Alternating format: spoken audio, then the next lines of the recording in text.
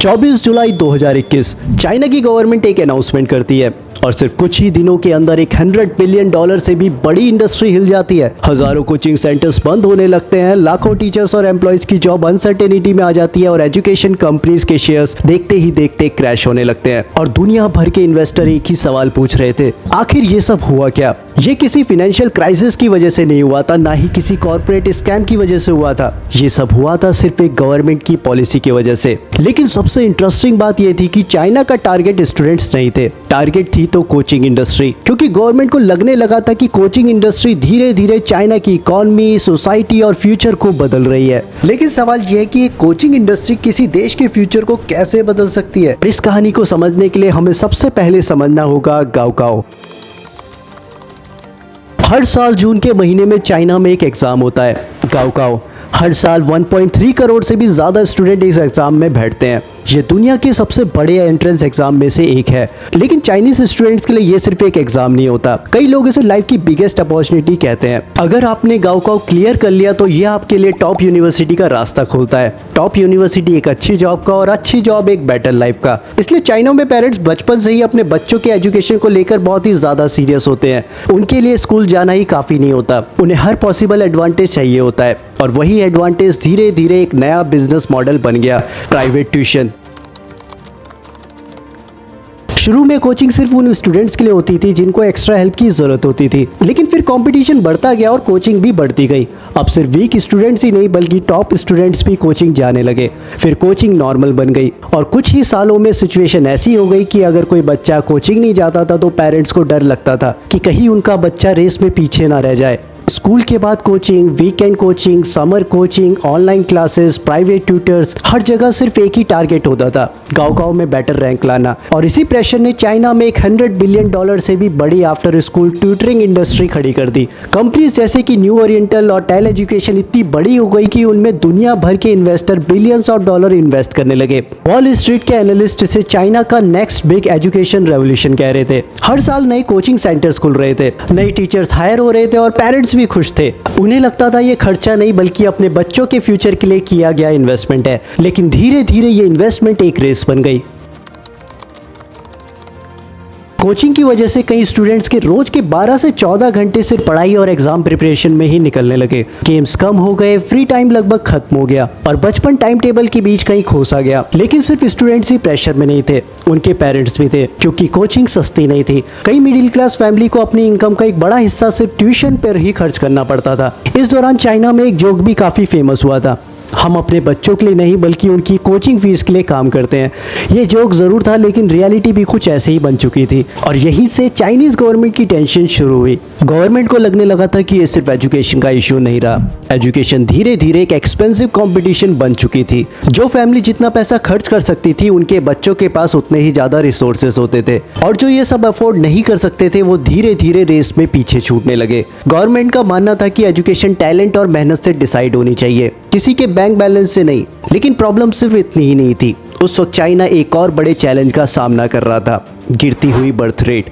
2021 में चाइना ने फैमिलीज को 3 बच्चे तक पैदा करने की परमिशन दे दी थी। लेकिन कई कपल्स का एक ही जवाब होता था, एक बच्चे को ही अच्छी एजुकेशन देना इतना महंगा है तो 2 या 3 को वो कैसे पालेंगे। गवर्नमेंट को अब लगने लगा था कि अगर एजुकेशन का कॉस्ट कंट्रोल नहीं हुआ तो बर्थ रेट को बढ़ाना भी मुश्किल होगा। यानी प्राइवेट ट्यूशन अब सिर्फ स्कूल का इशू नहीं था, ये चाइना की इकोनॉमी, पॉपुलेशन और फ्यूचर से जुड़ा हुआ इशू बन चुका था। और तब चाइनीज गवर्नमेंट ने यह डिसाइड किया कि सिर्फ कोचिंग सेंटर्स को रेगुलेट करना ही काफी नहीं होगा, इस पूरी इंडस्ट्री का रूल ही बदलना पड़ेगा। और फिर आया 24 जुलाई 2021, एक ऐसा दिन जिसने सिर्फ कोचिंग इंडस्ट्री नहीं बल्कि पूरी दुनिया के इन्वेस्टर को भी शॉक कर दिया। 24 जुलाई 2021 को चाइना की गवर्नमेंट एक नई पॉलिसी अनाउंस करती है। नाम था डबल रिडक्शन पॉलिसी। नाम सुनने में सिंपल था लेकिन इसका इम्पैक्ट इतना बड़ा था कि सिर्फ कुछ ही हफ्तों में पूरी कोचिंग इंडस्ट्री की डायरेक्शन ही बदल गई। इस पॉलिसी का ऑब्जेक्टिव था स्टूडेंट्स का होमवर्क कम करना और प्राइवेट कोचिंग का प्रेशर रिड्यूस करना। लेकिन गवर्नमेंट सिर्फ एडवाइस देने नहीं आई थी, इस बार रूल्स बहुत ही स्ट्रिक्ट थे। स्कूल सिलेबस पढ़ाने वाली प्राइवेट ट्यूटरिंग कंपनीज अब प्रॉफिट के लिए काम नहीं कर सकती थी। वीकेंड और पब्लिक हॉलीडेज पर एकेडमिक कोचिंग पर रेस्ट्रिक्शंस लगा दी गई। फॉरेन इन्वेस्टमेंट पर भी सख्त रेस्ट्रिक्शंस आ गई और कोचिंग कंपनी के एग्रेसिव एडवर्टीजमेंट भी अब बंद कर दिए गए। एक पॉलिसी के चलते सालों से चल रहा बिजनेस मॉडल ऑलमोस्ट ओवरनाइट बदल गया। पॉलिसी अनाउंस होते ही सबसे पहला रिएक्शन स्टॉक मार्केट में देखने को मिला। इन्वेस्टर को समझ में आ गया था कि ये कोई टेम्पररी रूल नहीं होने वाला। गवर्नमेंट पूरी इंडस्ट्री को रीसेट करना चाहती थी और फिर एजुकेशन कंपनीज के शेयर तेजी से गिरने शुरू हो गए। न्यू ओरिएंटल, टेल एजुकेशन जैसी कंपनीज जो कुछ दिन पहले तक वॉल स्ट्रीट की फेवरेट हुआ करती थी, उन्होंने कुछ ही महीनों में अपनी मार्केट वैल्यू का 90% से भी ज्यादा हिस्सा खो दिया। पूरे एजुकेशन सेक्टर से tens of billions of dollar market value wipe out हो गई। लेकिन स्टॉक मार्केट तो सिर्फ नंबर्स दिखा रहा था, इसका असली इंपैक्ट ग्राउंड पर दिख रहा था। हजारों कोचिंग सेंटर बंद होने लगे, कई टीचर्स की जॉब चली गई और लाखों एम्प्लॉयज को नए करियर ऑप्शन ढूंढने पड़े। एक इंडस्ट्री जो सालों तक सिर्फ एक्सपेंड ही होती रही, पहली बार इतनी तेजी से सिकुड़ रही थी। लेकिन सबसे इंटरेस्टिंग बात यह थी कि कंपनीज ने हार नहीं मानी। न्यू ओरिएंटल जो कभी चाइना की सबसे बड़ी कोचिंग कंपनी हुआ करती थी, उसने अपना बिजनेस मॉडल ही बदल लिया। कोचिंग की जगह कंपनी ने लाइव स्ट्रीम ई कॉमर्स शुरू कर दिया। उनके कई टीचर जो पहले इंग्लिश और मैथमेटिक्स पढ़ाते थे, अब ऑनलाइन लाइव स्ट्रीम में एग्रीकल्चर प्रोडक्ट्स बेचने लगे। और हैरानी की बात यह है कि ये एक्सपेरिमेंट सक्सेसफुल भी हो गया। दूसरी तरफ टेल एजुकेशन ने एआई लर्निंग टूल और एजुकेशनल टेक्नोलॉजी पर फोकस बढ़ा दिया। यानी इंडस्ट्री पूरी तरह से खत्म नहीं हुई, उसने सिर्फ अपना रूप बदल लिया।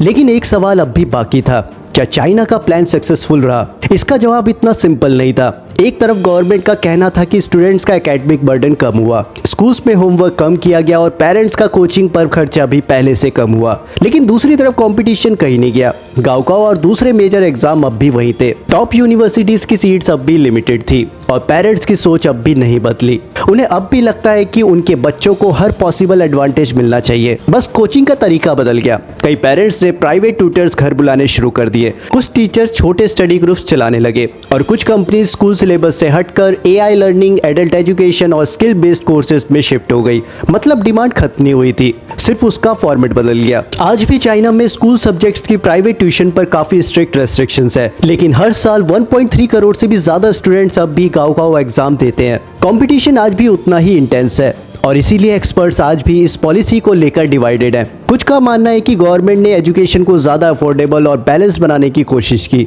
जबकि दूसरे कहते हैं कि कंपटीशन को सिर्फ लॉस बनाकर खत्म नहीं किया जा सकता, क्योंकि जब तक एक एग्जाम किसी स्टूडेंट का फ्यूचर डिसाइड करेगा, तब तक पेरेंट्स और स्टूडेंट्स हर पॉसिबल एडवांटेज ढूंढने की कोशिश करेंगे। और शायद यही इस पूरी कहानी का सबसे बड़ा लेसन है। चाइना कोचिंग सेंटर्स को कंट्रोल कर पाया, लेकिन कंपटीशन की साइकोलॉजी को नहीं। और शायद ये सिर्फ चाइना की ही कहानी नहीं है, ये हर उस देश की कहानी है जहां एजुकेशन सिर्फ नॉलेज का नहीं बल्कि अपॉर्चुनिटी का गेटवे बन चुका है। इसलिए असली सवाल ये नहीं है कि कोचिंग सेंटर्स होने चाहिए या नहीं, असली सवाल ये है कि क्या हम एक ऐसा एजुकेशन सिस्टम बना सकते हैं जहां एक स्टूडेंट की सक्सेस सिर्फ एक एग्जाम पर डिपेंड ना करे।